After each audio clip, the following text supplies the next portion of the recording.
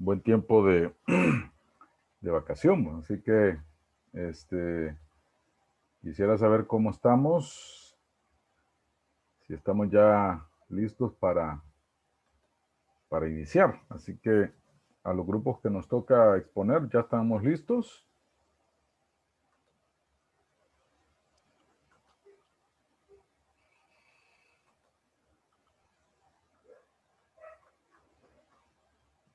¿Ya estamos listos, jóvenes? Sí, Lick. Bueno, vamos a ver a quién le damos el dominio ahora para empezar las exposiciones.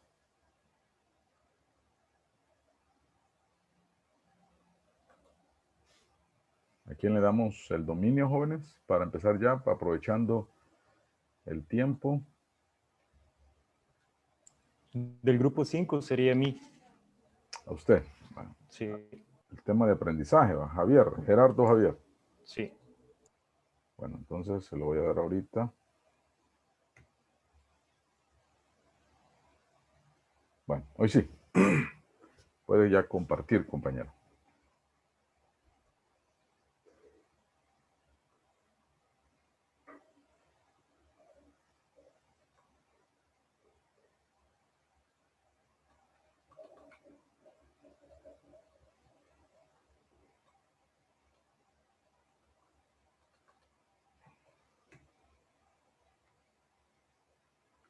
Podemos empezar ya.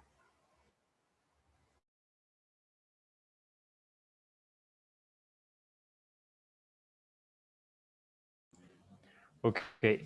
Tengan todos muy buenas tardes. Somos el grupo número 5 y este día vamos a hablar un poco acerca del aprendizaje. El conocimiento que nos ofrecen las teorías del aprendizaje no es tan incompleto ni complicado para comprender que el aprender es parte de nuestro diario vivir.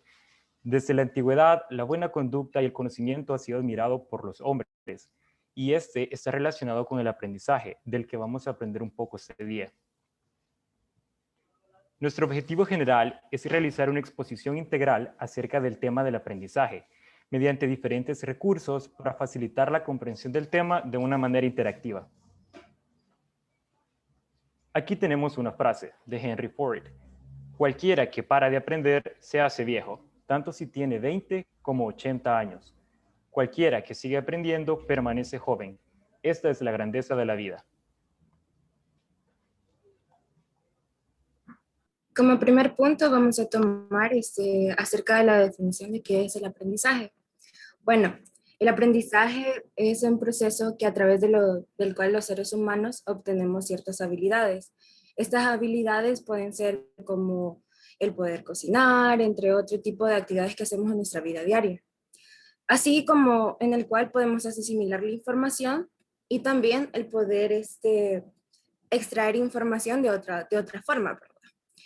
La formación puede alcanzarse como resultado de los estudios, la experiencia, la observación o el razonamiento. Así como nosotros aprendemos desde casa, también lo aprendemos en la escuela, en la universidad, entre otras cosas. Bueno, el aprendizaje en sí es la adquisición de nuevas conductas que obtiene el ser humano a un ser vivo en diferentes experiencias previas, con el fin de conseguir una mejor adaptación tanto como medio físico y social que en el que se pueda desenvolver. Puedes. Ok. ¿Cómo ocurre el proceso? Bueno, aquí tenemos cuatro, pues podremos decirle como formas en el cual nosotros podemos adquirir la información o podemos aprender. Tenemos como primer punto el acceso a la información. Bueno, más que todo podemos dar un ejemplo como nuestro entorno físico. Cuando estamos en el hogar, nosotros nos habíamos fijado de que como nuestros padres realizan una actividad y de esta forma nosotros también la asimilamos. También cuando no sabemos, podemos preguntar y entre otras cosas. Aquí también dice acerca de materiales didácticos como convencionales AB o TIC. Esto quiere decir como para poder acceder a la información de lo que nosotros tengamos como recursos didácticos o cibernéticos o ciberespacios. Esto más que todo para poder nosotros leer la información y así argumentarla con los siguientes pasos. Tenemos lo que es lo del proceso de la información, que es la captación, el análisis, la interacción y la experimentación. Esto que más que todo en la memorización o el comprender lo que estamos aprendiendo. También el analizar alguna información. Luego tenemos el producto obtenido. Esto es más que todo ya de los anteriores objetivos que hemos mencionado. Estos se van retomando para poder, así como ya memorizándolos o ya sabiendo de lo que estamos hablando dentro del tema. Entonces, esto ya es como las actitudes o los valores, así como ejemplo, lo que nosotros vamos aprendiendo de en nuestro hogar, digamos, como lo había dicho anteriormente como ejemplo. También una habilidad, una rutina, tengamos que lo hagamos consecutivamente, nosotros en el producto obtenido lo que vamos haciendo es reforzando lo que aprendimos anterior, así como le he dicho. Luego tenemos lo que es la aplicación del conocimiento, que es donde nosotros ya lo podemos aplicar en nuestra vida diaria, tanto como podría decirse, aplicarlas en las clases, aplicarlas cuando estamos interactuando con otras personas, incluso con exámenes podemos gestionar todo esto. Un ejemplo de todo esto podría ser cuando nosotros recibimos las clases, luego nosotros absorbemos la información, procesando la información y luego de procesarla vamos memorizando nuestra información de las que nos ha proporcionado el maestro o cualquier persona, dependiendo de lo que nosotros estamos aprendiendo. Ya después nosotros lo aplicamos y eso sería todo.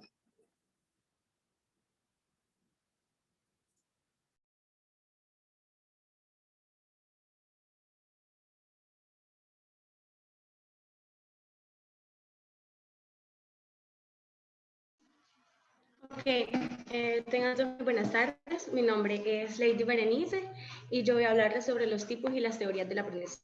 Vamos a empezar con los tipos de aprendizaje. Siguiente, por favor. Como número uno, aprendizaje motor. Este es el mejoramiento de los movimientos corporales. En este tipo de aprendizaje podemos poner como ejemplo el poder aprender a nadar, el poder aprender a jugar básquetbol. El poder hacer cualquier tipo de movimiento corporal se relaciona con este tipo de aprendizaje. El segundo aprendizaje es el aprendizaje cognitivo, que este es el proceso en el cual se adquieren conocimientos. En este tipo de aprendizaje podemos meter todo lo que aprendemos, desde la escuela hasta casi prácticamente toda nuestra vida, porque nosotros vivimos en un proceso constante de aprendizaje. Desde que estamos en la escuela, desde muy chiquitos aprendemos que las matemáticas, que a leer, y cuando ya estamos en la universidad, quizás en nuestro caso, estamos aprendiendo cosas mucho más específicas, depende de la carrera que decidimos estudiar, pero todo esto del aprendizaje teórico está dentro del aprendizaje efectivo, cognitivo, perdón. Luego tenemos el aprendizaje efectivo, de la respuesta sobre las emociones de las demás personas. Aquí podemos relacionarlo con el aprender a tener miedo a algo, el aprender a desarrollar la ansiedad en algún momento de nuestra vida, o también con nuestros procesos emocionales. Aquí, dentro de los procesos emocionales, podemos meter nuestras relaciones personales, cuando decidimos casarnos o cuando decidimos realizar una amistad con alguien. Estamos desarrollando un afecto hacia la otra persona de manera sentimental. El otro tipo de aprendizaje es el aprendizaje social, y este es la asimilación de normas y valores. Este normalmente lo llevamos a cabo desde muy pequeños cuando aprendemos a relacionarnos con otras personas, desde que estamos muy chiquitos, desde que estamos en el kinder, a aprender a ser solidarios, a aprender a respetar las normas y creencias de otras personas. Eso lo aplicamos en el entorno del aprendizaje social, y también lo llevamos a cabo dentro del resto de nuestra vida, ¿verdad? Pasando a lo siguiente, tenemos las teorías del aprendizaje. Siguiente.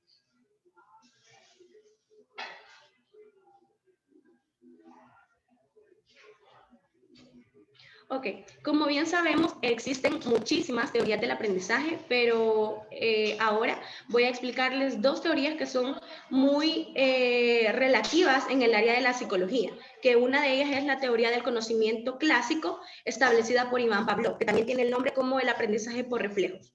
Este se relaciona mucho con un esquema que ahorita vamos a mentalizar, que vamos a relacionarlo con una E y con una R. La E significa estímulo y la R significa respuesta. Pablo lo relacionó con un experimento que hizo con un perro, que creo que ya muchos quizás lo conocemos, pero yo se lo voy a explicar para que ustedes me puedan entender mejor lo relacionado con la teoría del condicionamiento clásico, establecido por Pablo. Ok, tenemos un perro, una comida y una campana. Lo vamos a relacionar con que la comida es el estímulo que nosotros queremos para ocasionar una respuesta en el perro, una respuesta de salivación en el perro. Eso es lo que quería establecer Pablo en su teoría. Al principio tenemos que la comida es un estímulo incondicionado, por lo tanto vamos a establecer una respuesta incondicionada en el perro.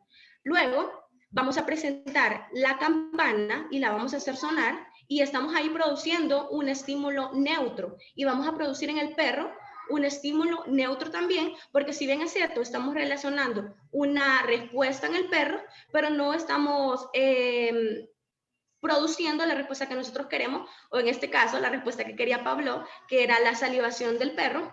Entonces por eso la llamamos una respuesta condicionada y lo llamamos también un estímulo condicionado. Luego de eso, de un periodo de tiempo en el cual Pablo le presenta al perro la campana y la comida, luego de sonarla, estamos produciendo un estímulo condicionado.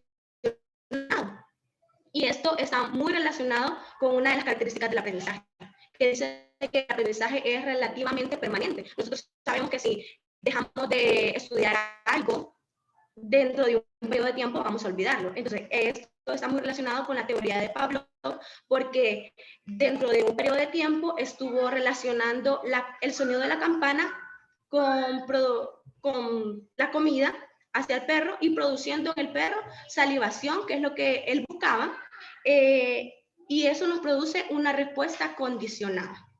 Eso es lo que prácticamente quería plantear Pavlov en su teoría de realizar una relación de estímulo. El estímulo de la campana, de hacer sonar la campana, y luego presentar la comida para que existiera la salivación del perro. Y esa sería la respuesta condicionada que él buscaba en el perro. Ok. La siguiente teoría es la teoría del condicionamiento operante. El condicionamiento operante, o también conocido como condicionamiento instrumental. Esta teoría fue establecida por Frederick Skinner y también vamos a mentalizar un esquema muy importante en esta teoría, que es muy asociada con la de Pavlov, pero en este caso es distinto porque ahora ya no vamos a realizar un estímulo para realizar una respuesta o provocar una respuesta, sino que vamos a generar una respuesta para realizar un estímulo o para hacer un estímulo. Ok, el experimento que Skinner mostraba era, bueno, él utilizó muchos experimentos con bastantes animales, pero uno de los más conocidos era el experimento con una rata, enjaulándola o encerrándola y como nosotros sabemos, el hábito de comer fisiológica, tanto como nosotros como seres humanos, como en los animales, ¿verdad? Entonces, la rata, cuando dará a comer, va a haber una palanca con comida que dentro de un periodo de tiempo también, que la rata decide, o sea, como que la bajara a recibir comida. Entonces ahí estamos generando un estímulo agradable, porque al bajar la palanca está produciendo lo que él quiere, que es la comida, entonces eso es un estímulo agradable. Pero, sin embargo, también en esta teoría de Skinner también producimos un estímulo desagradable, porque sonar muy feo o desagradable, Skinner lo que hizo fue que para producir un estímulo desagradable en la rata, que era lo que él quería, le daba pequeños descargas de electricidad a la rata para que cuando decidiera bajar la palanquita de la comida, ya no pudiera porque iba a recibir un pequeño toque. Entonces, aquí la comida ya no iba a ser porque la rata con sus patitas bajara la comida, sino que ir al lugar de la comida para poder recibir la comida. Entonces, ahí estamos produciendo un estímulo desagradable. Entonces, eso es lo que quería plantear Skinner en su teoría, que podríamos obtener estímulos agradables, desagradables. Para la manipulación podemos utilizar el reforzamiento o el castigo, que ya se los mencionaba antes, produciendo estímulos agradables y estímulos desagradables. Eso sería de mi parte.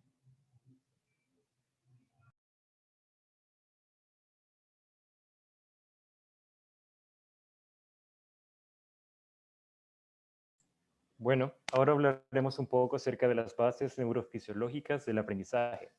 La plasticidad neuronal es la capacidad que tenemos los seres humanos para realizar cambios en nuestro sistema nervioso. Está asociada con el desarrollo. Sin embargo, en la etapa adulta todavía es muy importante, ya que conductas y conocimientos que lo podemos utilizar para responder ante nuestro entorno. Es posible el aprendizaje, el cual lo podemos definir como un proceso por el cual los organismos modificamos nuestra conducta para adaptarnos a las condiciones cambiantes del medio que nos rodea. Como podemos ver, es el principal mecanismo para adaptar cambio.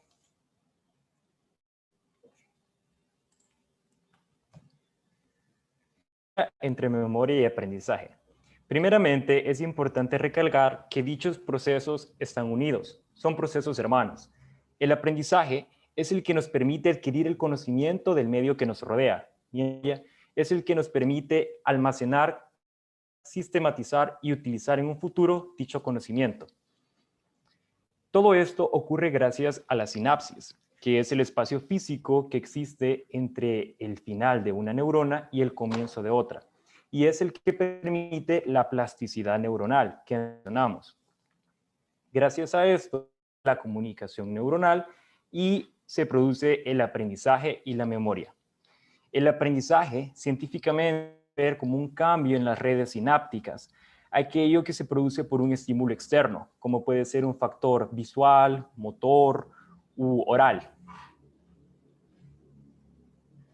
Para que pueda producirse el aprendizaje es necesario al menos la ejecución de 3 procesos cerebrales, llamados dispositivos básicos del aprendizaje, que son la atención, la motivación y la memoria.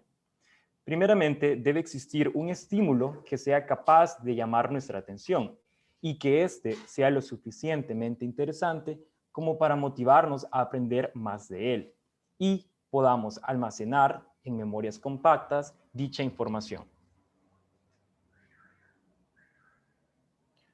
Toda la información que entra en nuestro cerebro por medio de nuestros sentidos se almacenan en redes neuronales, que son como bloques de información. Esto quiere decir que nuestro cerebro funciona como una gran biblioteca, en la cual se guardan libros. Por ejemplo, 100 años de soledad, Don Quijote de la Mancha, El Principito. Nuestro cerebro funciona de una manera similar. Guardamos memorias que asociamos con títulos. Por ejemplo, un título puede ser el nombre de una persona. Al escucharlo, automáticamente activamos toda la red neuronal que contiene información de dicha persona. Su estatura, su personalidad, su forma de ser, características físicas, etc.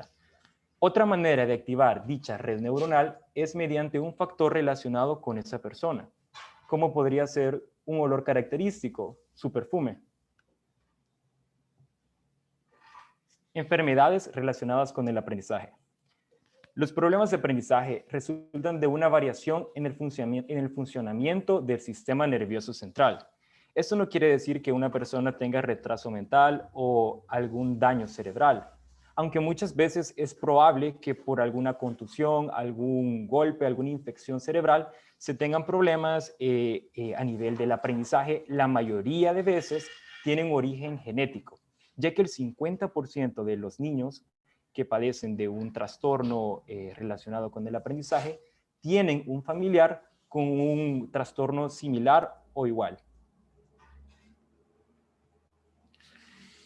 Dichos trastornos pueden atacar 3 tipos de destrezas. La primera, las destrezas académicas, como lo pueden ser la lectura, la escritura, la ortografía, problemas aritméticos, etc. Las destrezas del lenguaje o del habla, que abarcan áreas como la audición, el habla y la comprensión, es decir, que hay problemas relacionados con ello. Luego, las destrezas de integración motora. Aquí podemos mencionar la escritura, la coordinación, el equilibrio, entre otras. Algunos trastornos serían la dislexia, que es la dificultad para leer. Muchos de los niños que padecen de este trastorno tienen dificultades para codificar lo que ven a través de sus ojos. Por ejemplo, suelen confundir la letra B con la D o el número 6 con el número 9. Y esto no está relacionado precisamente con la vista, sino que el cerebro invierte el orden o la forma de estas letras. La disgrafía es la dificultad para escribir y puede surgir como resultado de una dislexia o de un problema para poder concebir el espacio. Si surge de una dislexia, las personas tienen problemas al momento de escribir, es decir, que escriben letras muy grandes o muy pequeñas y también cometen errores ortográficos severos. Mientras que si la disgrafía, eso es como origen de un problema con la visualización del espacio, únicamente se dan problemas con el tamaño de las letras, más no con la ortografía.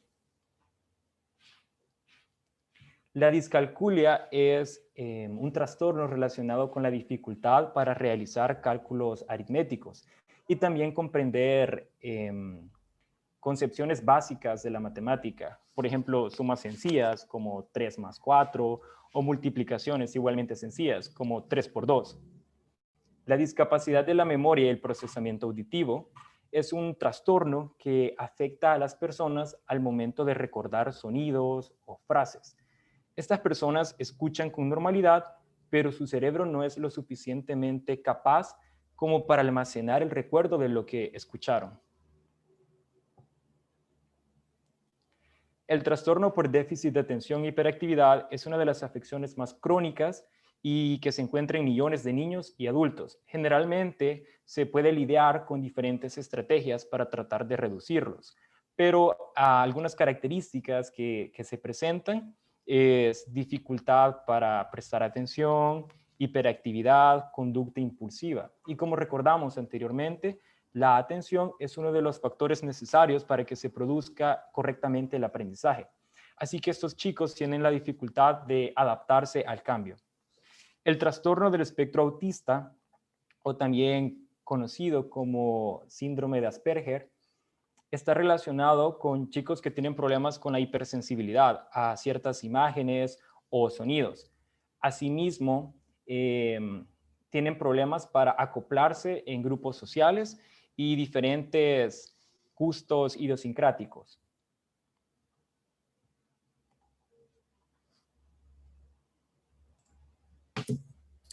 Buenas tardes, yo les voy a platicar un poco acerca de cómo mejorar el aprendizaje. Dale, por favor.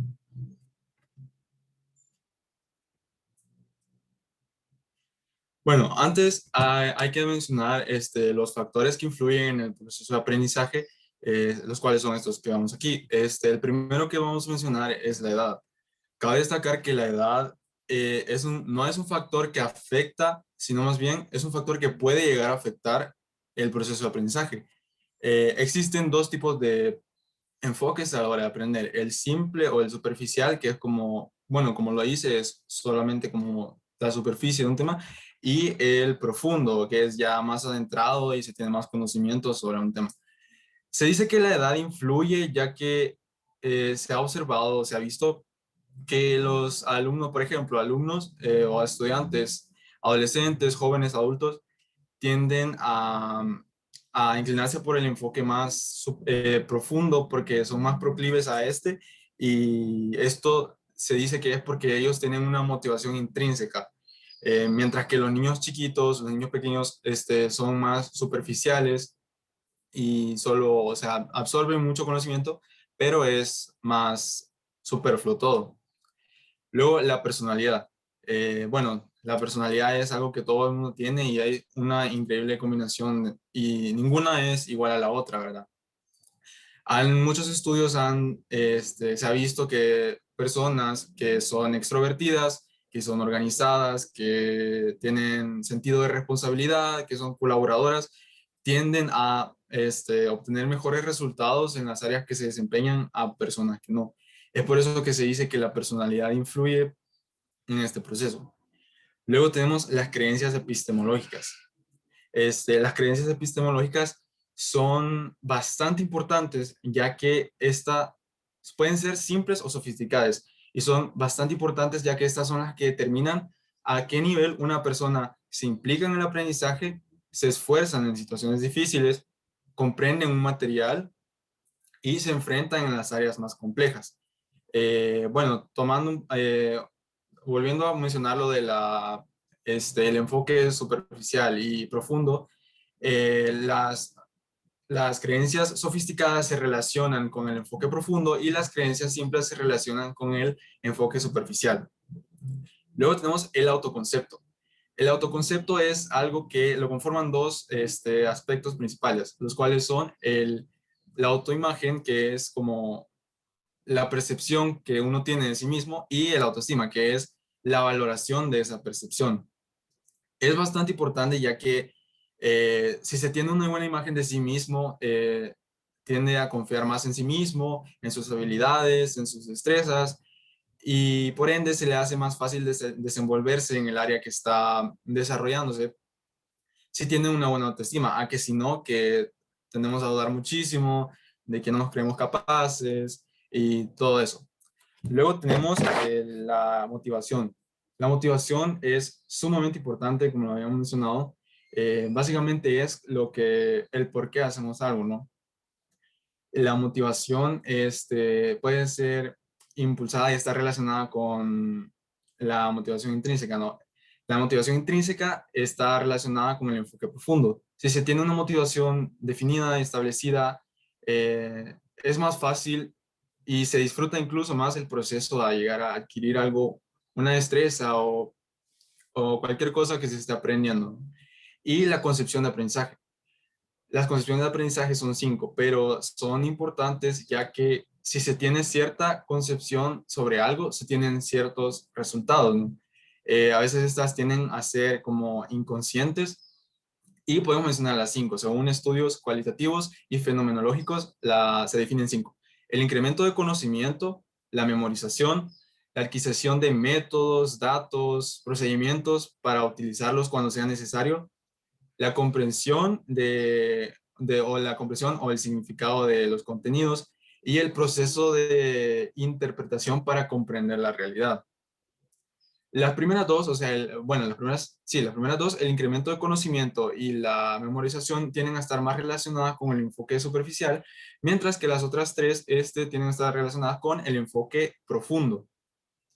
También se añadió una especie de una sexta, que vendría a ser como cambiar como persona, ¿no? Pero eso ya es como un poco, implica más cosas, ¿no? Entonces, para aprender algo, digamos, podemos definir estas 5. Siguiente, por favor. Las que mencioné anteriormente eran más como factores de personales, internos, y sin embargo también existen factores contextuales. Básicamente solo son dos. La enseñanza.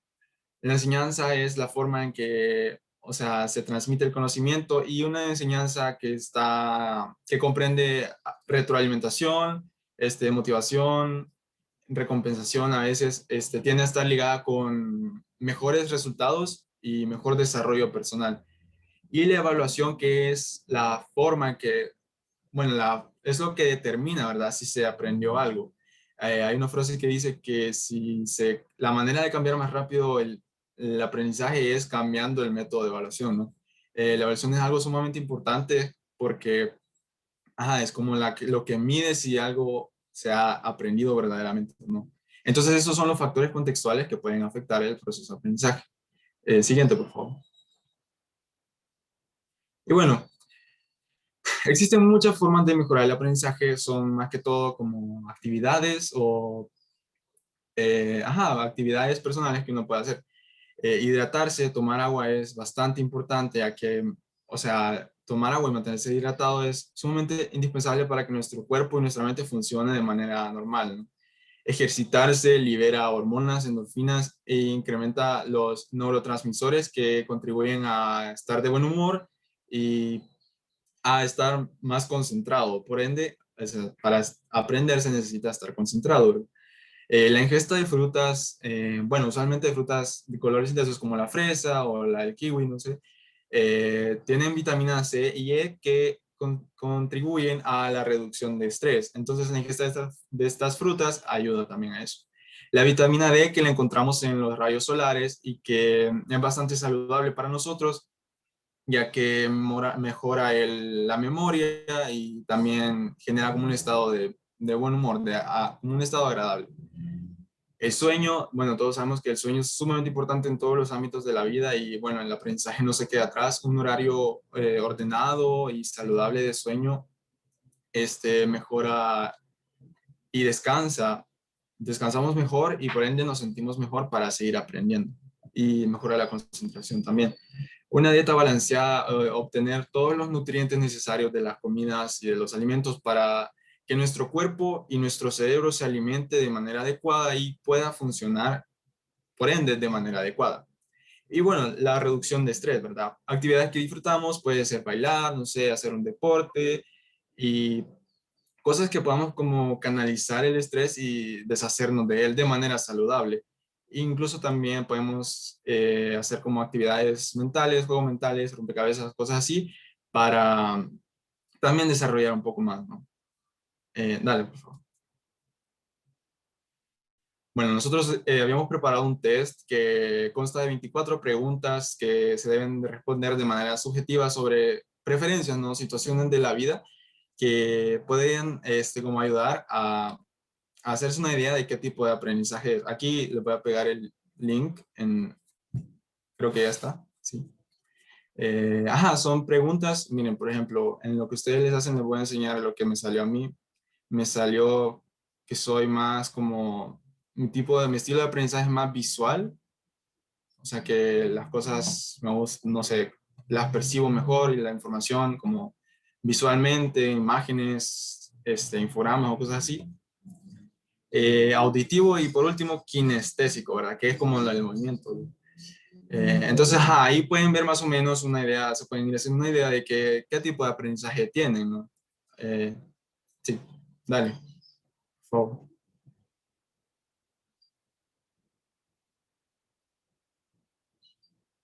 Y bueno, como conclusión, hemos llegado como conclusión de grupo, el aprendizaje es un proceso interactivo que propone una naturaleza social específica. Es un proceso de adaptación mediante el cual el ser humano accede a los diferentes casos planteados por la vida de manera positiva, reflejados en el aprendizaje en distintos tipos y teorías del aprendizaje.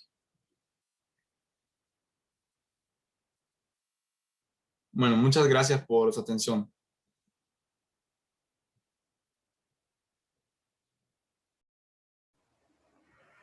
Bueno, qué bueno, muchas gracias por esta bonita participación que ustedes han desarrollado. Quiero felicitar al grupo porque nos han hablado de varios elementos que tienen que ver con el aprendizaje, ¿no? Empezando pues con una definición bien importante y después de hablar de las diferentes teorías que nos dieron pues esas líneas de lo que hoy conocemos como el proceso de aprendizaje.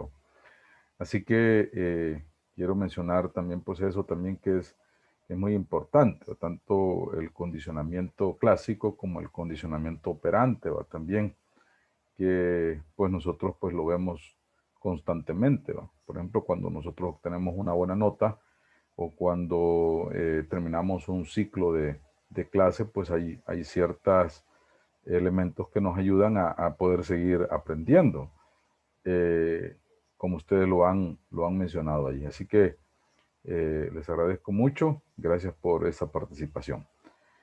Vamos a pedirle al compañero que nos comparta hoy el dominio. Bueno, en este momento vamos a empezar a hablar sobre las emociones. ¿Qué tan importante es eso? Así que los compañeros nos van a hablar sobre las emociones. Los micrófonos son suyos para que nos puedan compartir. Ya pueden ver mi pantalla. Sí, Ale, ya sé. Sí, ya Sí, sé. sí, ya la vimos.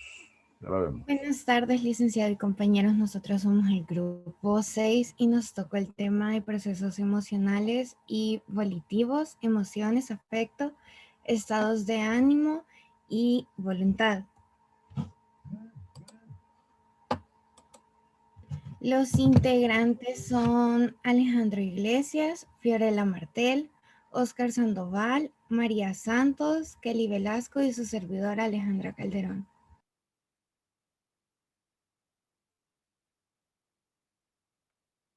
¿Se me escucha? Sí, sí. Sí, se le escucha. Buenas tardes, yo le voy a hablar sobre los procesos emocionales. Empecemos definiendo qué es una emoción.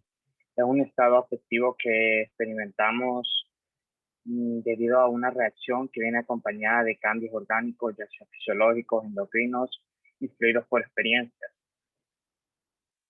Algunas de las reacciones somáticas que vienen acompañadas son alteración en la circulación, respiratorio y secreciones glandulares.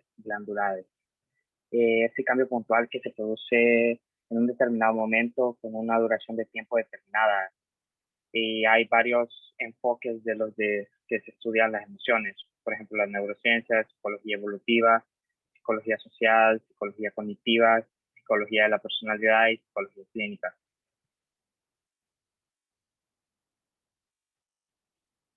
La tendencia emocional son las formas habituales de responder emocionalmente. ¿Qué son las tendencias? Dice que significa que existe una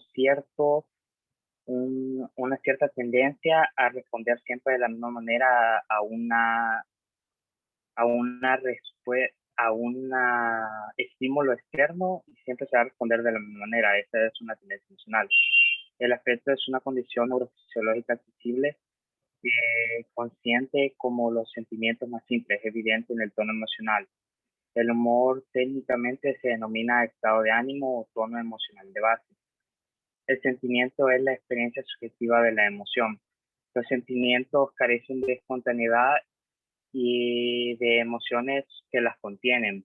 Los sentimientos son menos expresivos e influyen por más tiempo en la persona. No responden a una exigencia adaptativa ni de supervivencia.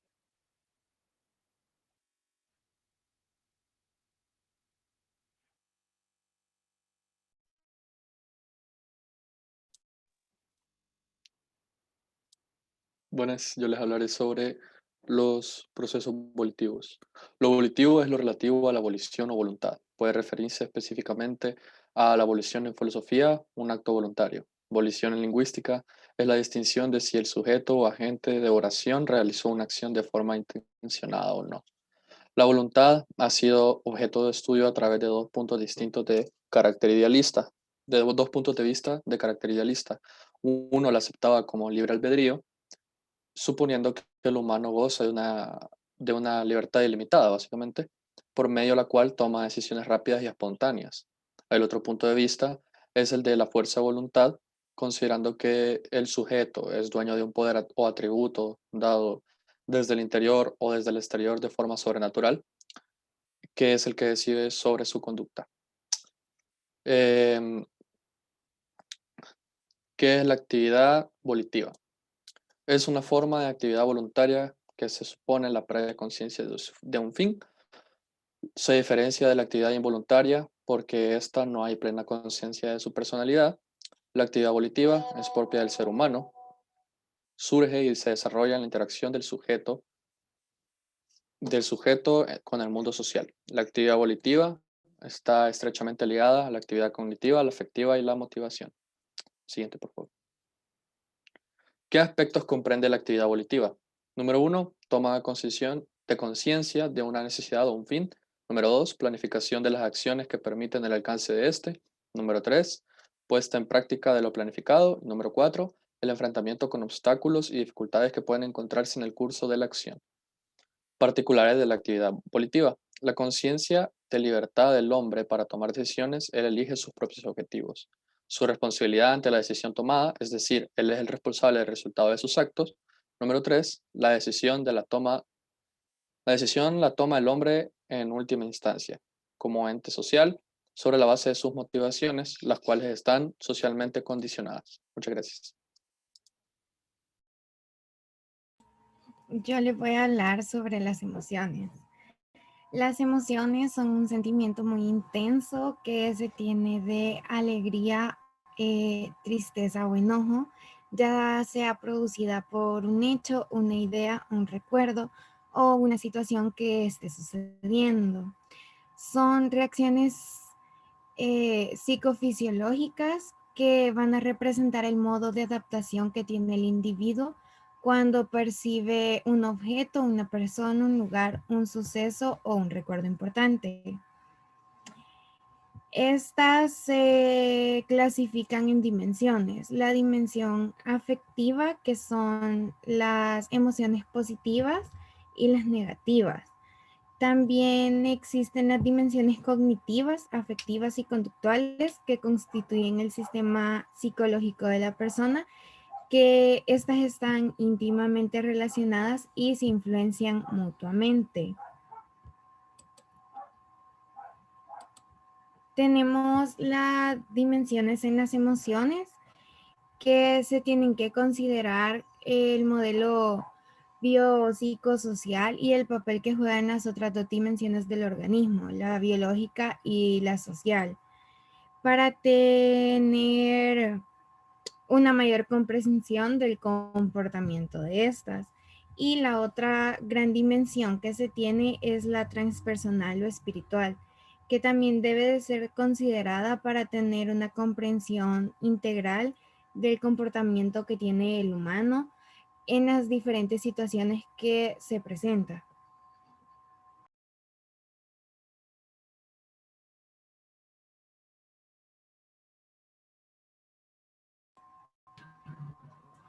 Acá podemos ver que se tienen los afectos positivos y los afectos negativos, y esto viene amarrado a lo que son las emociones y el largo de la vida.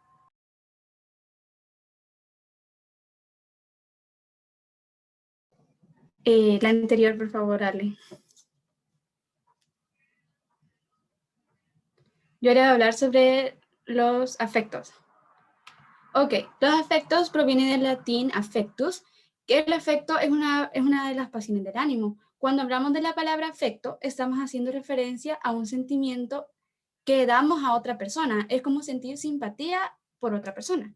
Asimismo, el afecto es definido como la acción a través de la cual una persona le demuestra su cariño o amor a otra o varias personas. Pero hay que recalcar que no es lo mismo sentir afecto que sentir amor. El afecto es imprescindible para el ser humano y para nuestra vida.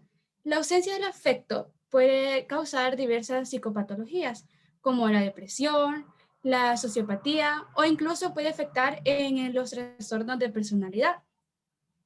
Frecuentemente el afecto se identifica con la emoción, pero son diferentes la emoción y el afecto, porque el afecto lo dirigimos hacia otra persona, mientras que las emociones son experimentadas por nosotros mismos y son temporales, porque no puedo hacer que una persona sienta como yo me siento, mientras puedo hacer que otra persona sienta el amor que yo le siento. Según el médico neurólogo Antonio Damasio, las emociones están vinculadas con el cuerpo, mientras que el afecto está vinculado con la mente. Tenemos dos tipos de afecto.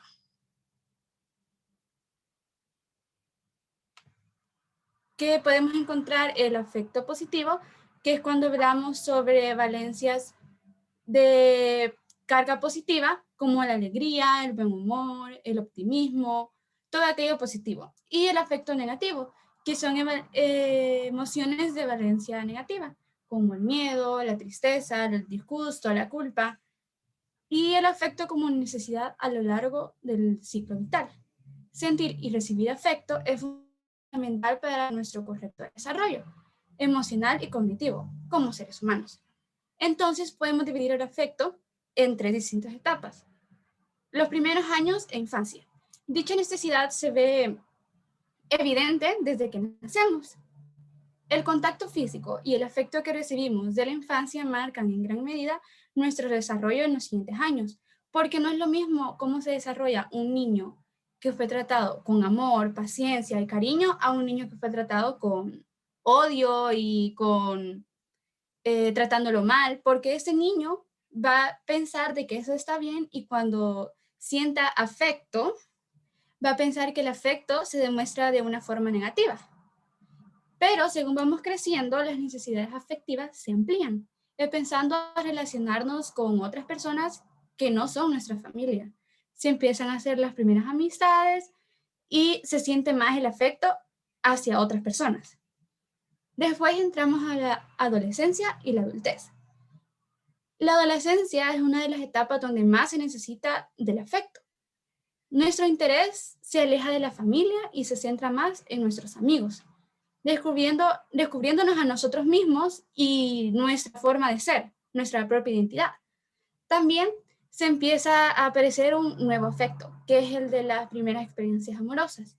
Una vez llegamos a la adultez, se vuelven más complejas estas relaciones amorosas y somos más conscientes de lo que estamos haciendo y comenzamos a encontrar otras formas de afecto, como lo son el afecto a los hijos.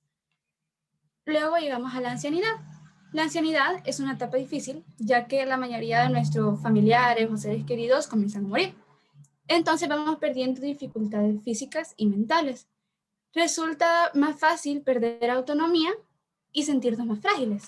Es un momento vital en que el afecto es muy necesario, pero en muchos casos no es suficiente, porque como sabemos, muchos abuelitos los dejan vivir solos y los hijos no se hacen responsables, lo que hace que esto exista una mayor facilidad para enfermar y entrar en depresión.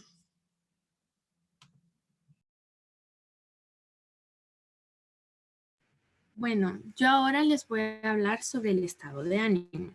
Antes tenemos que saber qué es. Y el estado de ánimo es el humor o tono sentimental, ya sea agradable o desagradable, que acompaña a una idea o situación y se mantiene por cierto tiempo. Según Robert Thayer, el estado de ánimo es una relación entre la energía y la tensión. Según esta teoría, el estado fluctuaría entre un estado energético de más cansado a más activo y un estado referido al grado de nerviosismo, entre más calmado o más tenso, considerándose el mejor un estado calmado energético y el peor un estado tenso cansado. Muchas personas pueden confundir la emoción y el estado de ánimo, sin embargo son dos cosas muy diferentes. Y me gustaría presentarles en este momento cuáles son las características que hacen que estas dos se diferencien.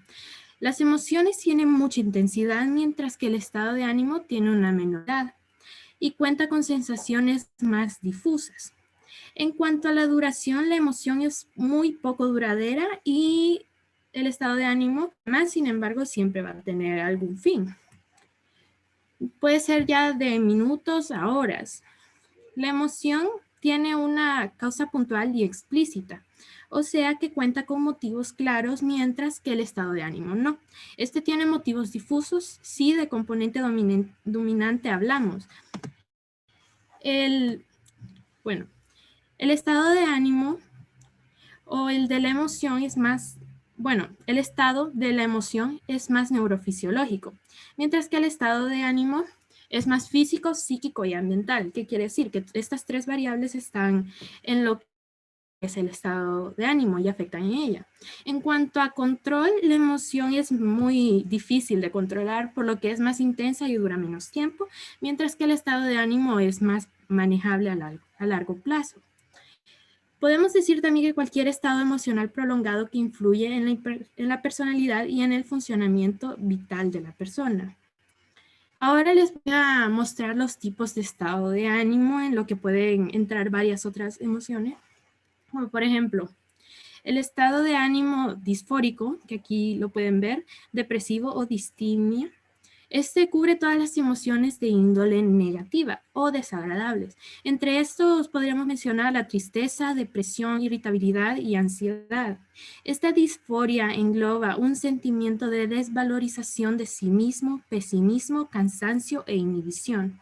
Y mientras que el estado de ánimo elevado o manía, que ahí lo podemos ver, cubre todo sentimiento positivo, donde el bienestar sobresale. Puede describirse como eufórico o extremadamente alegre. Y también podemos ver el estado de ánimo eutímico o neutro, que es considerado normal, un punto en el medio en donde la persona no está sintiendo ni mucha alegría, ni mucha tristeza, está en un punto medio en las emociones. Y este supondría una indiferencia total, lo que significa que algo no anda bien en esa persona. También está el estado de ánimo expansivo o hipertimia, que ocurre cuando las personas carecen de control sobre sus sentimientos. También debe ser tratado por un especialista. Expresa los matices de la satisfacción, bienestar, felicidad, euforia, hasta el éxtasis. Y por último tenemos el estado de ánimo irritable, que define a las personas que se irritan o enojan con suma facilidad y que carecen de control sobre su carácter. Y eso sería todo por mi parte. A continuación pasaremos a la voluntad. Gracias.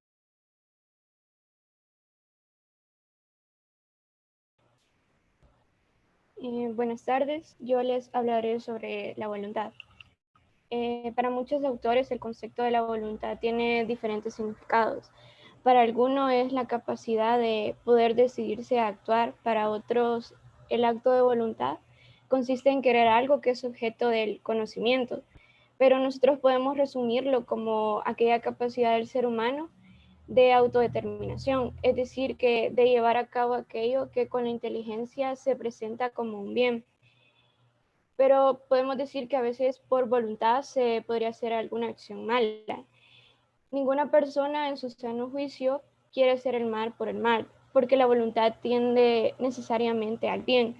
Cuando alguien realiza una acción mala es porque ve un bien para ella en aquello que desea conseguir, aunque objetivamente sea malo. El principal atributo de la voluntad es la libertad, y es aquella capacidad de elegir entre los medios más adecuados para alcanzar el fin propuesto. Tenemos 4 fases de la voluntad. El primero es tener un objetivo, es decir, aquello que se quiere conseguir. En un primer momento, sin pararnos a pensar más en profundidad, vemos en esa meta un bien y por algo queremos lograrlo. Lo que nos lleva al segundo paso, que es la deliberación.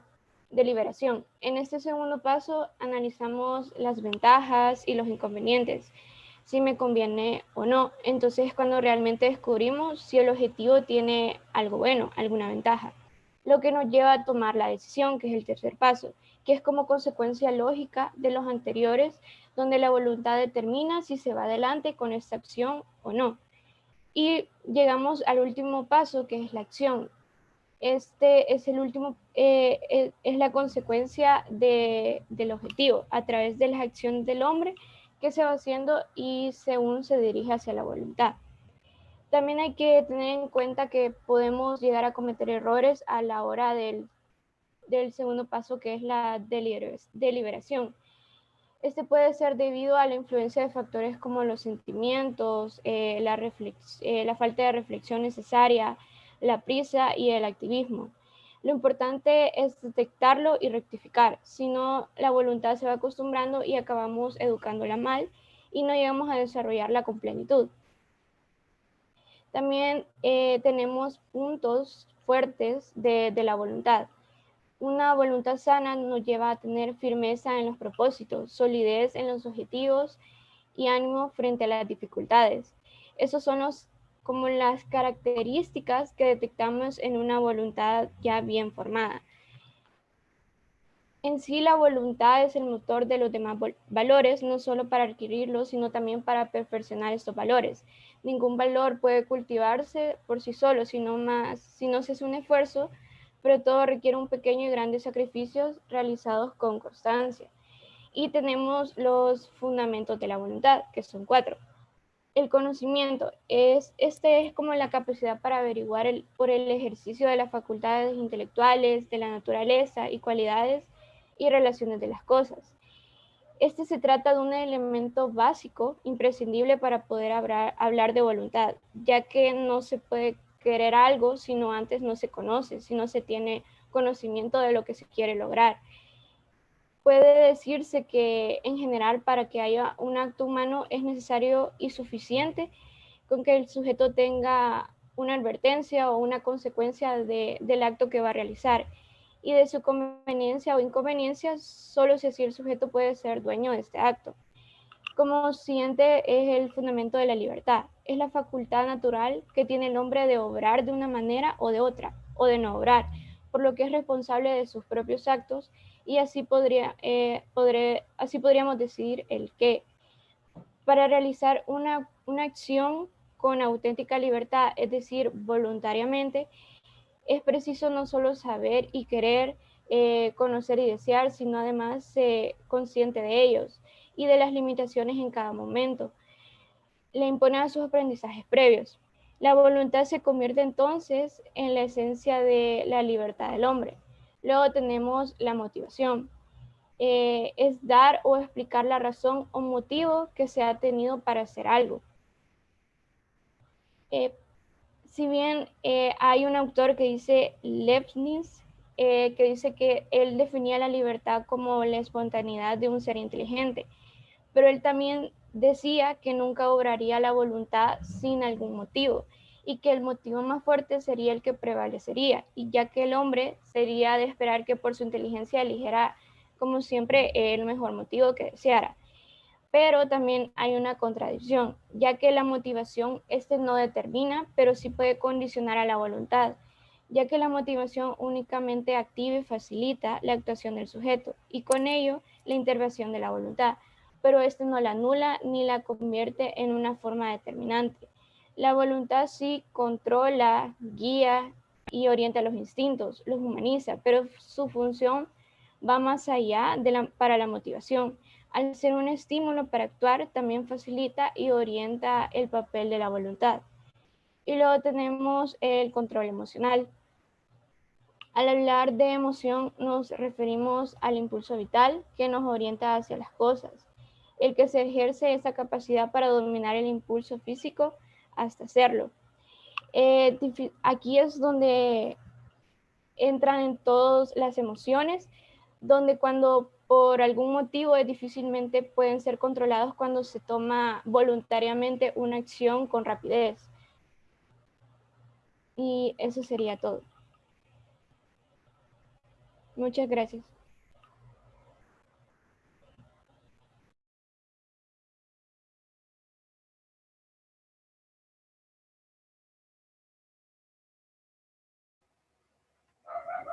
Bueno, hablar de las emociones pues es tan importante pues porque nosotros pues constantemente pues nos estamos viendo en esa relación, igual que la voluntad, esa capacidad que nos mueve pues a poder hacer alguna acción o como podemos decirlo también, podríamos llamarnos empodera para poder hacer algo. Quiero felicitar al grupo pues por el tema brindado en cuanto a hablarnos de los diferentes también estados de ánimo que el ser humano experimenta. Hay algunos que, por ejemplo, aparentemente son bien equilibrados en sus emociones, pero eso no significa pues que son personas que pueden manejar las emociones. Muchas veces eso puede ser como una manera de cubrir algún tipo de reacciones, y hemos tenido casos así, ¿va? Gente que aparentemente pues no expresa sus emociones, pero cuando hacen algo pues hacen acciones bien peligrosas. Entonces quizás el objetivo de hablar de esto pues es que cada uno de los que estamos aquí podamos hacer ese análisis y poder identificar qué tipo de emociones nosotros tenemos. Antes, pues las emociones se consideraban, pues, podrían ser consideradas como buenas o malas, pero en nuestra realidad, pues, no es así, ¿no? Por ejemplo, ahora lo entendemos también como parte de la supervivencia del ser humano. Por ejemplo, el miedo, toda esa manera, por mencionarles algo, que nos prevé, por ejemplo, meternos en algún problema o alguna situación. El miedo nos pone en una situación de alerta. Entonces no es tan malo, o como sentirnos tristes por la pérdida de un ser querido. También nos permite poder identificarnos con el dolor de otras personas. Imagínense que alguien está llorando y no tenemos ninguna situación de poder ver eso y poderlo interiorizar, pues sería un poquito complejo, pues, o raro, vamos a decir, el hecho de no empatizar con una persona ahí. Entonces, muy bien por el tema de las emociones, la voluntad también. Bueno, vamos a gracias por esa exposición. Lo felicito. Vamos. Bueno, tengan muy buenas tardes, licenciado y compañeros. Nosotros somos el grupo número 7 y en esta ocasión vamos a hablarles acerca del tema sexualidades.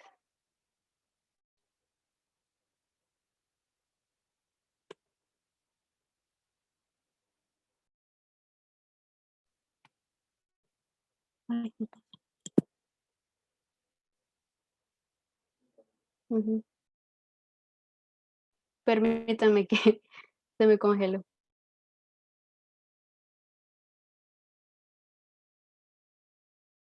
Nuestro grupo está conformado por María Sideos, Joel Fabián, Ana Torres y mi persona, Yulisa Alexandra.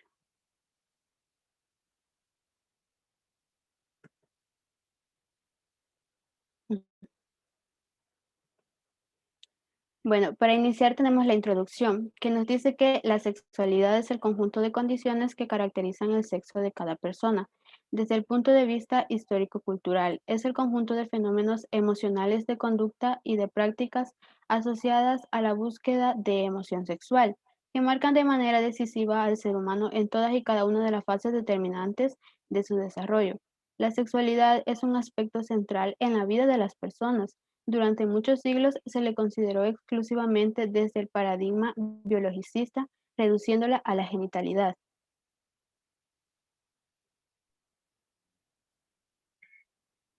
Buenas tardes, yo les voy a hablar sobre el objetivo. El objetivo general que nosotros planteamos es explicar qué es la sexualidad y todos los términos que se relacionan a ella. El objetivo específico número 1, promover en el individuo la valoración positiva de la sexualidad, la igualdad social de los géneros y de la salud sexual. El número 2, determinar las características de las actitudes frente a la sexualidad.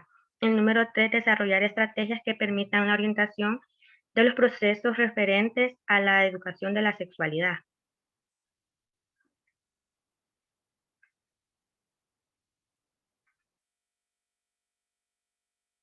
Pásalo, por favor. Vaya, primero para hablar sobre la sexualidad tenemos que definir qué es, y es un aspecto del ser humano presente a lo largo de su vida. Abarca el sexo, las actitudes y los papeles de género, el erotismo, el placer, la intimidad, la reproducción y la orientación sexual. Se vivencia y se expresa a través de pensamientos, fantasías, deseos, creencias, actitudes, valores, conductas, prácticas, papeles y relaciones interpersonales. La sexualidad puede incluir todas estas dimensiones, no obstante, no todas ellas se vivencian o se expresan siempre, ya que la sexualidad también está influida por la interacción de factores como son los factores biológicos, psicológicos, sociales, económicos, políticos, culturales, éticos, legales, históricos, religiosos y hasta los espirituales, pero también la sexualidad es el conjunto de condiciones anatómicas, fisiológicas y psicológico-afectivas que caracterizan cada característica de los dos sexos. Pásalo. Se propone que la sexualidad es un sistema de la vida humana que se compone de 4 características, que estas características siempre van enlazadas y se conectan en los sistemas y en los diferentes niveles del conocimiento, en particular en los niveles biológicos, psicológico y social. Las 4 características son, número 1, que es el erotismo, que es la capacidad de presentar o desarrollar algún interés sexual. Y la vinculación afectiva, que es la capacidad con la facilidad que unas personas hacen vínculos de relaciones afectivas muy significativas con otras personas. Y la reproductividad, que es el papel que juegan en las madres y los padres para poder criar y educar a sus hijos.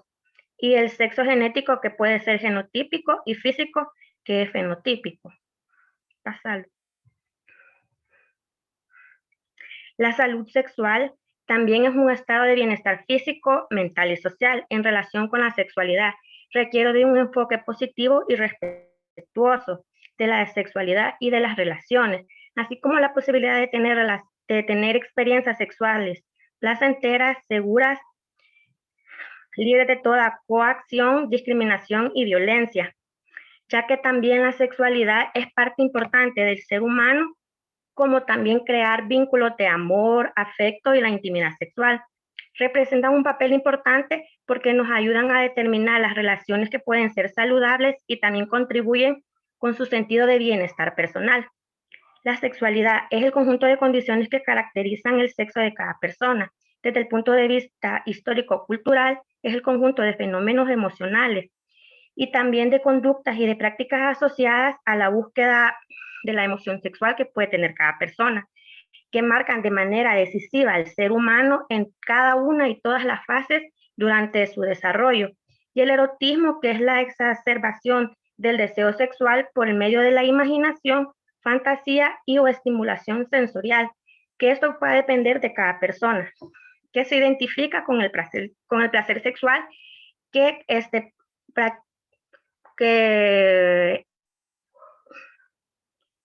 sienten en ese momento, y el género, que se refiere a los aspectos socialmente atribuidos a un individuo, que se han caracterizado por masculino y femenino, en base a sus características biológicas, que esta la define en ocasiones la sociedad, que van a definir las conductas que van a ser un hombre y una mujer.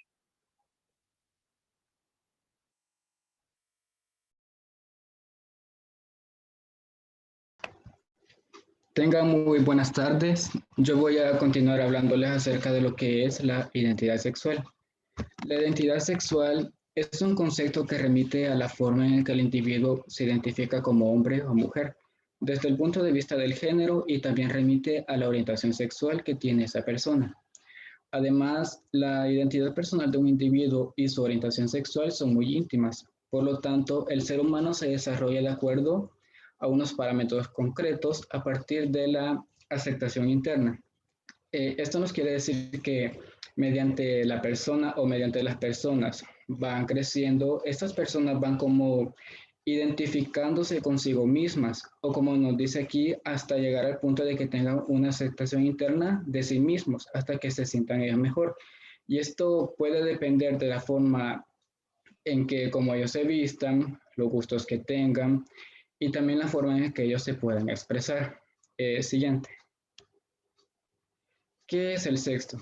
Se refiere a las características biológicas que distinguen a las personas como masculinas, femeninas e intersexuales. El sexo es un conjunto de características biológicas, físicas, fisiológicas y anatómicas que definen a los seres humanos como hombre y como mujer. En pocas palabras, el sexo no es algo que nosotros podamos elegir, sino que es algo que está dado, que está determinado por naturaleza y que se nos da desde que nosotros nacemos. Siguiente. ¿Qué es la identidad de género? Es el concepto que se tiene de uno mismo, como ser sexual, y de los sentimientos que esto conlleva. Se relaciona con cómo vivimos y sentimos nuestro cuerpo desde la experiencia personal y cómo lo llevamos al ámbito público. es decir, con el resto de las personas. Se trata de la forma individual e interna de vivir el género, la cual podría no corresponder con el sexo con el que nacimos. La identidad de género también se ve afectada dependiendo del entorno o la sociedad en la que nosotros vivimos.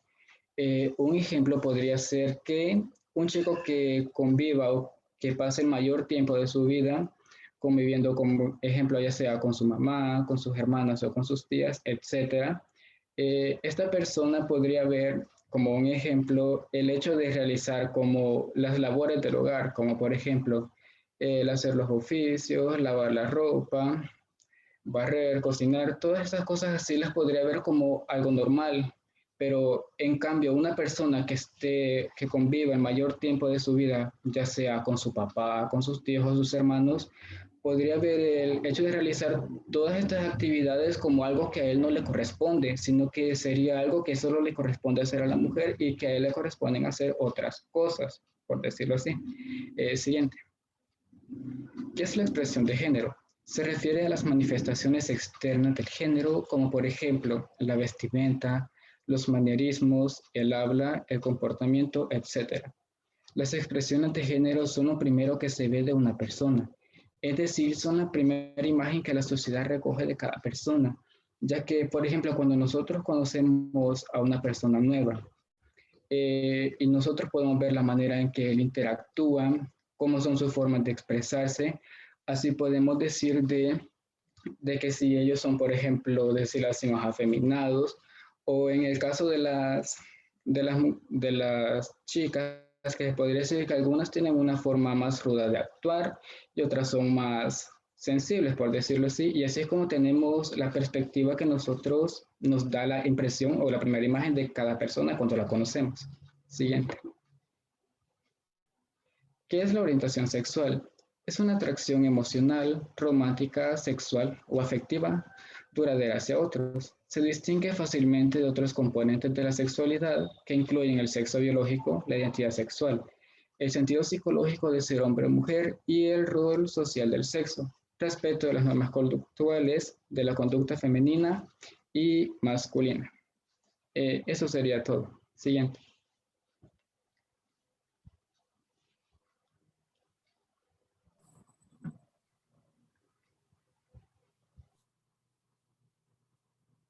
Buenas tardes, compañeros. ¿Me escuchan, verdad? Sí.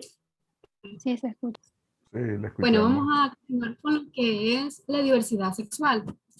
La diversidad sexual está presente en todas en los aspectos de nuestra vida. Es generadora de acuerdos y desacuerdos, ya que representa uno de los principios conflictos en nuestra sociedad. La diversidad sexual hace referencia a la persona de vivir su orientación sexual y cualquier tipo de esta diversidad étnica, cultural, implica valores. Siguiente, por favor.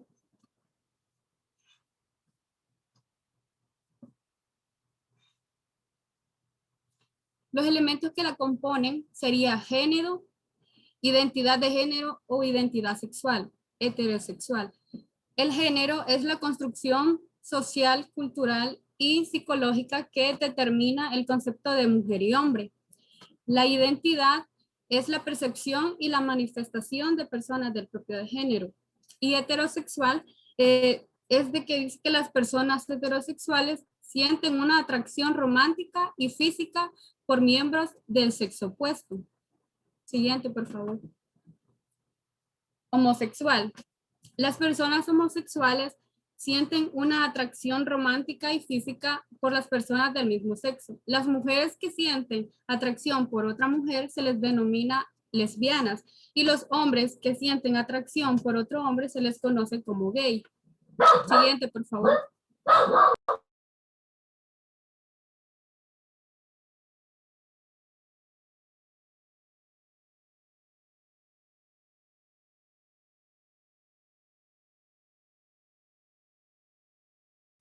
Gay, disculpen, gay es un término cultural propio de la sociedad humana, moderna, perdón, que señala a las personas generalmente en hombres que mantienen relación sexoafectiva con otro hombre.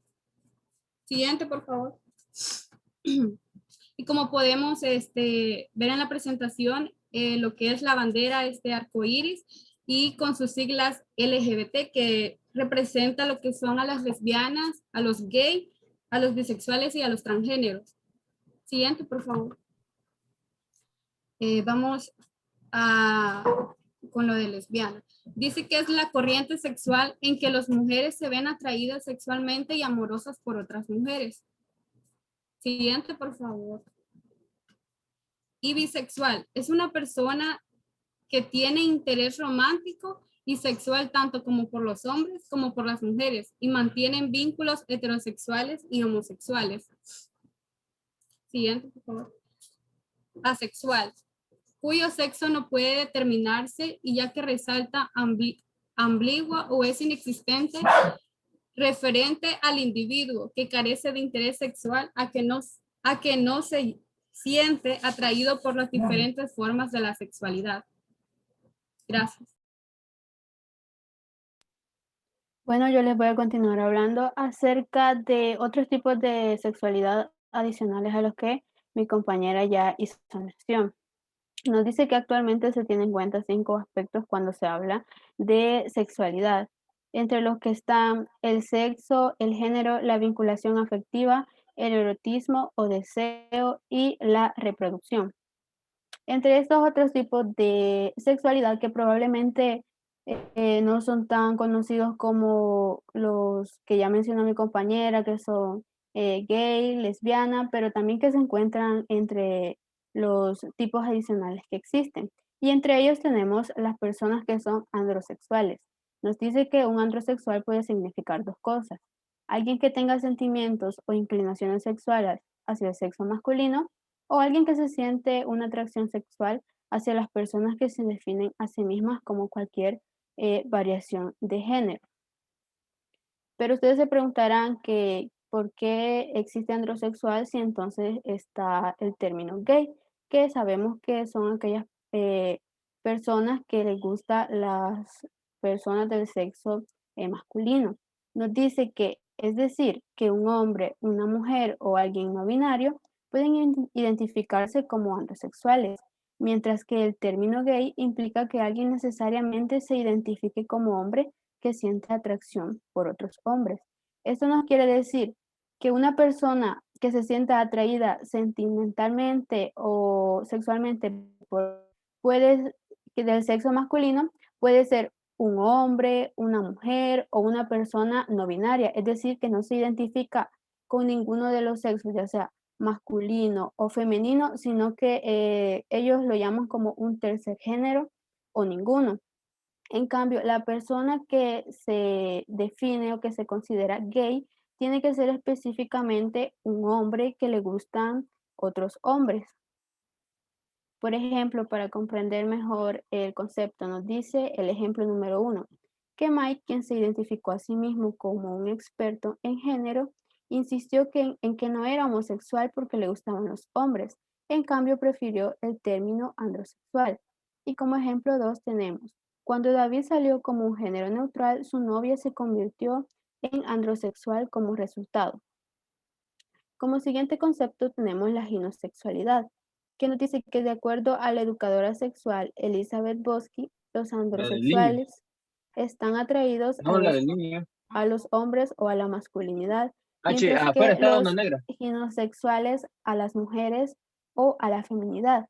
Nos dice que pareciera que son términos muy similares en significado a heterosexual u homosexual, pero la diferencia es que se desarrollan para describir la atracción que se refiere a quien se siente atraído por alguien, más que al sexo de la persona que manifiesta este tipo de sentimiento. Es decir, que si nos ponemos a pensar que ginosexualidad y androsexualidad tratan más que todo de generalizar a aquellas personas que, como ya les explicaba antes, los androsexuales son aquellos que se sienten atraídos por los hombres o por las personas que presentan rasgos masculinos. Y la ginosexualidad son aquellas personas, independientemente sean hombre, mujer o como ya les explicaba también del género no binario, que se sienten atraídos por las mujeres o por aquellas personas que presentan rasgos femeninos. Luego tenemos, solo les quería explicar algo más. La diferencia que puede existir entre ginosexualidad y una persona que se hace llamar lesbiana es que, como ya les explicaba antes con respecto a los gays y los androsexuales, aquí la ginosexualidad y el lesbianismo es que cuando alguien dice o se considera lesbiana, sabemos que es una mujer que le gustan otras mujeres. En cambio, como ya les explicaba, la ginosexualidad no se toma en importancia el género, sino que puede ser cualquier persona de distinta orientación sexual que se sienta atraído por las mujeres o por la feminidad. Luego tenemos el bicurioso. Una persona bicuriosa, también llamada heteroflexible u homoflexible, es aquella que se identifica y reconoce como heterosexual u homosexual, pero no descarta la posibilidad de sostener relaciones con alguien de su mismo sexo o del sexo opuesto, según sea el caso. Algunas personas aseguran que la heteroflexibilidad no existe y más bien lo consideran o lo hacen llamar como un gay que no quiere salir del closet o una persona bisexual que no, que no quiere definirse o aceptar que es bisexual, por lo tanto se hace llamar heteroflexible o bicurioso. Y sí, puede que esto sea verdad, que este término probablemente esté ligado a los otros dos, por lo tanto no sea tan relevante. Pero como ya lo dice la definición, estas personas saben que son heterosexuales u homosexuales, pero que no se cierran como a otros términos, por lo tanto se hacen llamar bicuriosos. Luego tenemos las personas que son poliamorosas. La palabra viene del inglés polyamory, que a su vez procede del griego y el latín, que significa literalmente muchos amores. Poliamor es un neologismo que se usa para referirse a una relación amorosa de manera simultánea, de 3 o más personas con consentimiento y conocimiento de todos los involucrados. Sus practicantes hacen énfasis en la honestidad y transparencia con todos los involucrados. Las personas que se encuentran en este tipo de relaciones lo definen como que el amor no tiene que ser restringido y que si alguien gusta de otra persona se va a asegurar de que tenga lo mejor y ahí va incluido tanto la vida sentimental como amorosa y tratan de extenderla, es decir, son aquellas personas que mantienen relaciones tanto sexuales como sentimentales con 2 o más personas, pero que el único requisito, por decirlo así, es que todas las personas que forman parte de este grupo estén conscientes que su pareja también va a estar con otras personas y que eso no le va a causar ningún tipo de celos, por decirlo así, o incomodidad, ya que debe de estar de acuerdo en que van a estar relacionados tanto sexualmente como sentimentalmente con otras personas. ¿Qué forma tienen las relaciones poliamorosas? Nos dice que no hay una estructura típica de relaciones poliamorosas. Alguien puede tener 2 amantes estables que no estén con nadie más, o 3 amantes que a su vez tengan otros amantes, o 2 amantes como relación principal y otro como relación secundaria, o ser bisexual y tener amantes de 2 géneros, o estar en un trío en el que todos sean amantes de todos y a la vez tengan relaciones esporádicas. Es decir, las relaciones esporádicas son aquellas en el cual, por ejemplo, yo mantengo relaciones sexuales con alguien, pero que no existe ningún tipo de compromiso o responsabilidad entre nosotros. Simplemente es como mantener las relaciones sexuales, pero no existe algún compromiso que tengamos entre nosotros. 2 o independientemente aquí pueden ser 2 o más personas. También se dice que pueden estar formadas que al momento de crear un hijo pueden ser 2 madres y un padre o viceversa. Y que lo único que importa, o así como lo expresan las personas que forman parte de estas relaciones, es que exista honestidad y igualdad de amor por parte de todos para hacer que estas relaciones funcionen. Luego tenemos pansexual. Nos dice que pansexual es un adjetivo que se usa para caracterizar o identificar a las personas que sienten atracción sexual por otras independientemente del género con el que se identifiquen. La palabra pansexual se forma del prefijo pan, que significa todo, y del adjetivo sexual, que significa relativo al sexo. Los pansexuales se sienten sexualmente atraídos por cualquier tipo de personas con independencia del género con el cual se identifican, ya sean heterosexuales, homosexuales, bisexuales, transexuales, intersexuales o hermafroditas. Es decir, que aquellas personas que se consideran o se definen como pansexuales no se fijan, por decirlo así, en el género de la otra persona. Ellos se pueden sentir atraídos ya sea por el olor de esa persona, por su tono de voz, por su fuerza, su forma de actuar, por cualquier característica que presente la otra persona, independientemente de cuál sea su género con el que se identifique.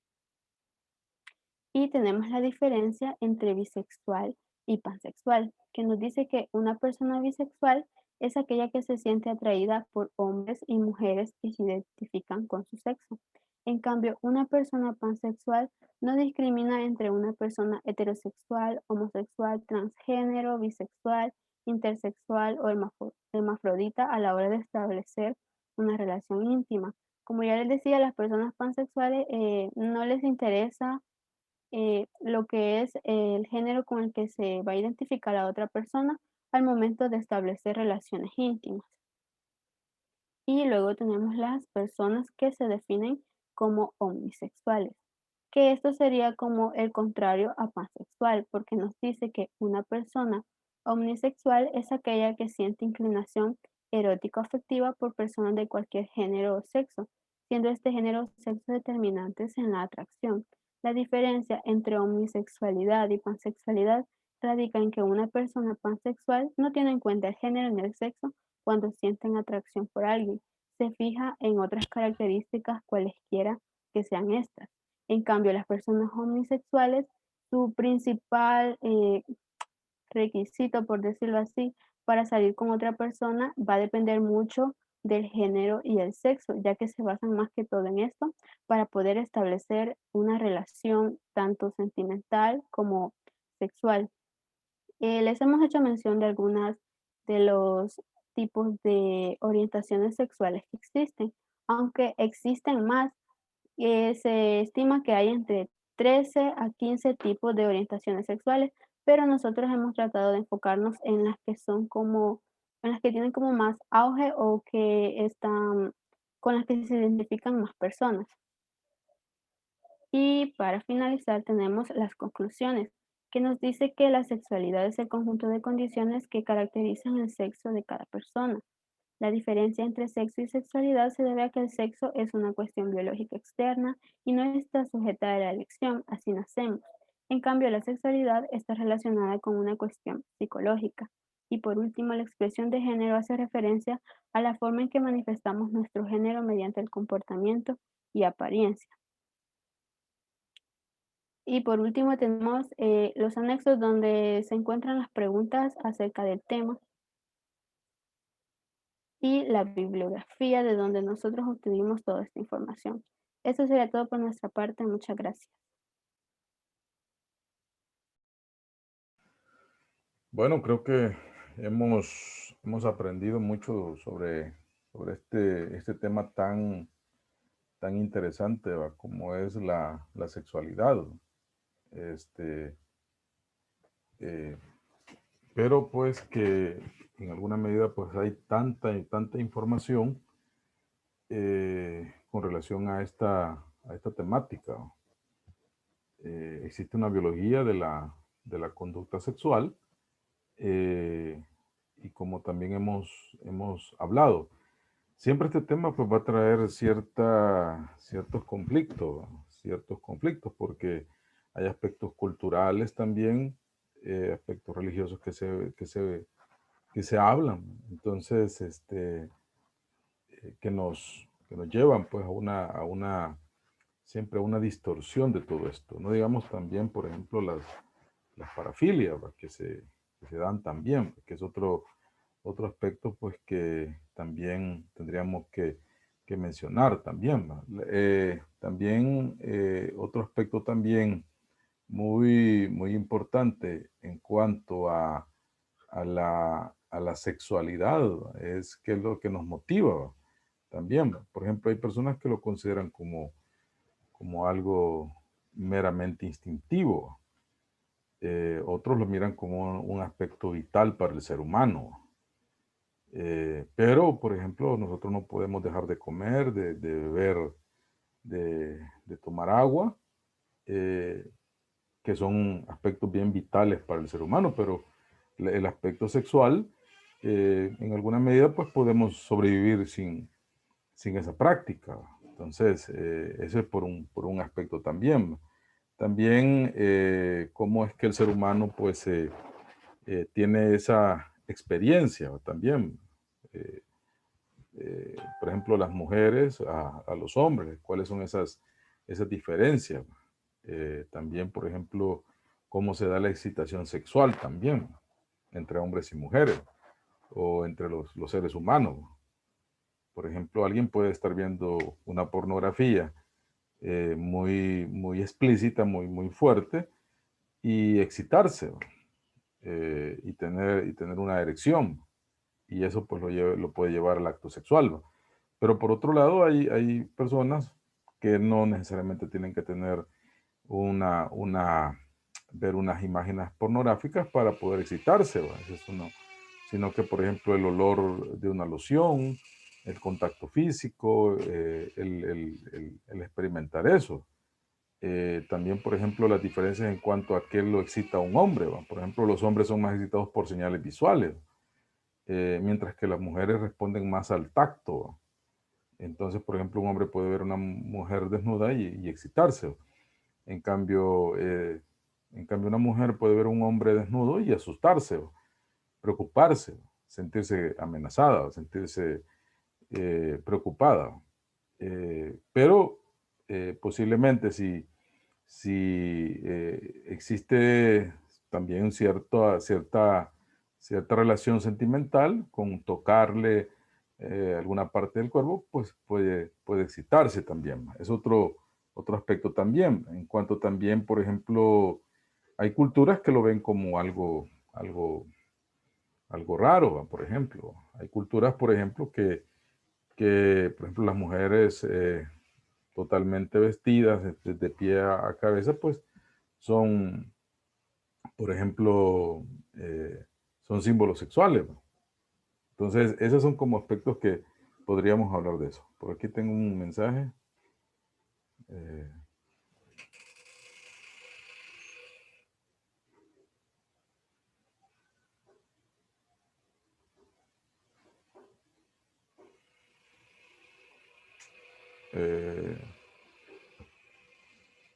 Sí. Sí, acuérdense que hoy pues ya tenemos una cantidad de conceptos, de ideas en cuanto ahora cómo se utiliza. Por ejemplo, los compañeros nos han dado una serie de conceptos que hoy los escuchamos hoy en la televisión, ¿no? Por ejemplo, ya no solamente es el tema de homosexual o heterosexual, sino que también ahora se derivan otros más. Antes eran los trans y así sucesivamente, y ahora ya tenemos otras definiciones. Entonces, cada vez que vamos quizás conociendo más definiciones en cuanto a esto. Yo estoy hablando en términos generales en cuanto a la conducta sexual. Por ejemplo, un tema que también era bueno mencionar también era, por ejemplo, el ciclo de respuesta sexual que se daba. Por ejemplo, la excitación, la meseta, el orgasmo y la resolución, que son aspectos que el ser humano también experimenta. Y quizás yo me atrevería a decirlo en todas las expresiones que ustedes nos han mencionado allí, ¿va? Entonces, cada una de estas fases o este ciclo de respuesta sexual, que consta pues, de 4 fases, pues el ser humano pues las experimenta. No me toca a mí decir si eso es malo, esa es una percepción o una idea pues que cada quien la tiene. Yo tengo la mía personal, no la vamos a mencionar en cuanto a si eso es bueno o es malo, pero es bueno pues informarnos porque en alguna medida nosotros vamos a tener acceso a una serie de personas que nos van a llegar a solicitar una orientación o ayuda en cuanto a usted, en el caso de ustedes que van a ser médicos, entonces, cómo tener una visión general de estos aspectos también. Bueno, por el tiempo nos vamos a quedar aquí en cuanto al tema de la sexualidad.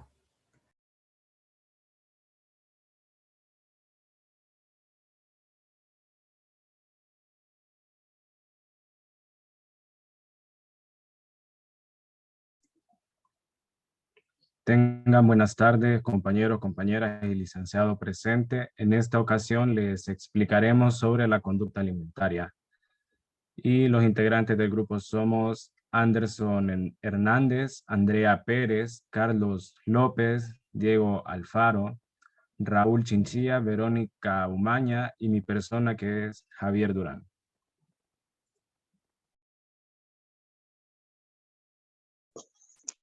Conducta alimenticia. La conducta alimenticia se define en alimentación, la selección de alimentos que son ingeridas de ellos. Los seres prefieren o rechazan hacia determinados alimentos, el apetito y la ansiedad.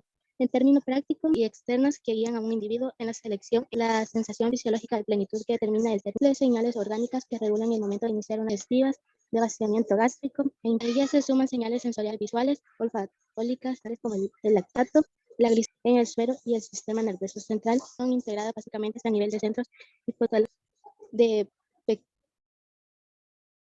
determinaciones inconscientes y emocionales, ha de verse también como una estructura de fenómenos alimentarios no son siempre conscientes. El inconsciente, por ejemplo, la relación afectiva del niño con su nutrición. Si ella le ofrece los primeros pasos y le provoca un desgaste extemporáneo inconsciente del niño y le crea gran riesgo de trauma. La variable fisiológica. Ser efectos se incluyen las propiedades de los nutrientes inadecuados tanto para el crecimiento como para su supervivencia específica. Desde esta dimensión de una la variable psicológica y apetito. El alimento no es meramente propiedades organolépticas, etc., las cuales estimulan los órganos elevada a la corteza cerebral. Sustancia mineral provenga de un pescado o de una fruta. Se diferencia ahora por las propiedades más. La variable sociocultural se refiere al hombre. En este caso, el alimento es una forma símbolo, niño, sea del individuo. En este momento explicaré sobre el hábito. Primero definiré todo aprendido, no es innato, ni tampoco nacemos con ninguna forma habitual, automática, sin apenas en mano. Y según los científicos, los hábitos del cerebro siempre busca la forma de ahorrar esfuerzo, ahorrar tiempo y energía. Asimismo, la utilización se hace rápida y certera. Y al comer en estos casos, podemos destinar a inventar alimentarios. Estos, al ser ambientales y sociales, presentan un fuerte arraigo desde la selección y compra de los alimentos por aspectos familiares, culturales. Entre los factores que influyen, primeramente están los aspectos familiares. Zonas encargadas nos facilitan es aquí como entran los ejemplos y disparidad que, digamos en el almuerzo, un ejemplo, que han aprendido a comer junto con su bebida y de último un postre, que lleva la proteína, una carne. Luego estamos otros que estamos acostumbrados a con momento. Otro de los factores, esto puede ser la diferencia que hay entre, por ejemplo, nosotros si no tenemos ninguna enfermedad, pues podemos comer las pupusas de costillas de cerdo o los chicharrones. En cambio, los judíos que son del cerdo. Y por último tenemos cómo es el relieve y en el lugar geográfico, en ciudades como los que viven, por ejemplo, en el puerto cerca del mar, mariscos, y nosotros por la gran diversidad estamos más destinados a comer productos enlatados. Gracias. Bueno, los hábitos alimenticios pueden influir en la salud. Todo depende del hábito que adquiera la persona tenga. Bueno, en sí, algunos tienen el hábito de saltarse la cena, pero eso pasa porque cena. También hay otras personas que comen los 3 tiempos, hacen ejercicio. Estos hábitos se han adquirido, que uno mismo se lo ha creado o se lo hace en cuenta la importancia que tienen los hábitos alimentarios. Una mala alimentación puede producir el cáncer de colon, enfermedades. La buena alimentación te puede salvar de esa enfermedad alimenticia, puede afectar a la salud, va a depender del hábito que se tenga a la hora de la persona. Siguiente. La influencia negativa que tiene en la salud provoca enfermedades y esto es causado principalmente los que son alimentos que han sufrido tecnológicas o por productos están hechos para ser adictivos, que lo que hace es que también tienden a tener grandes cantidades y a corto plazo también a las psicológicas. Consecuencias están los problemas de memoria con alto contenido de grasas saturadas. En sí es suprimir la ácido del cerebro, tiene como función ayudar debido a la gran cantidad de azúcar, problemas para recordar cosas. Y esto pasa más que todo en los hormonales, en donde si están llevando una mala debilidad o falta de energía y con sueño. Luego es que esto es provocado por las proteínas o vitaminas que están dar al organismo, ya que si una comida no tiene la energía necesaria para realizar nuestros problemas de carácter, esto es lo cual hace que dificulte el sueño y cambios de humor, ya que la persona, y por último está la obesidad, que la obesidad y es producido por exceso de grasa, lo que hace es que mismo provoca la obesidad a una persona. Ahora bien, es a causa de una alimentación. Tenemos que tener en cuenta que no es sino que también es importante la calidad de rendimiento adecuado de nuestra salud. Puedo tener una alimentación saludable por 5 comidas. La primera comida, y que es una de las principales, nos ayuda a proporcionar las actividades a lo largo de la mañana y el resto de, ya que el desayuno nos trae y el rendimiento mental. La segunda, cargada, sino que puede ser algo ligero, es que nos ayuda a no la próxima comida. La tercera comida, el almuerzo es importante por el hecho que aporta igual de importante que el desayuno, ya que y para el rendimiento mental. Después del almuerzo, que nos ayuda a soportar lo que es la cena.